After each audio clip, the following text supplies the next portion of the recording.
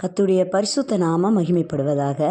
இந்த நாளிலே ஆண்டவர் உங்களோடு பேசுகிறதான வார்த்தை மத்தேயு எழுதின சுவிசேஷம் 16வது அதிகாரம் 18வது வசனம். மேலும் நான் உனக்கு சொல்லுகிறேன், நீ பேதுருவாய் இருக்கிறாய், இந்த கல்லின் மேல் என் சபையை கட்டுவேன், பாதாளத்தின் வாசல்கள் அதை மேற்கொள்வதில்லை. ஹல்லேலூயா. பேதுருவை பார்த்து இயேசு கிறிஸ்து சொன்ன வார்த்தை. இந்த நாளில இயேசுவை ஏற்றுக்கொண்டு இயேசுவே சார்ந்து வாழ்ந்து கொண்டிருக்கிற நம் ஒவ்வொருவருக்காகவும் கூட இந்த வார்த்தையின் மூலமாக ஆண்டவர் இடைப்படுகிறார்.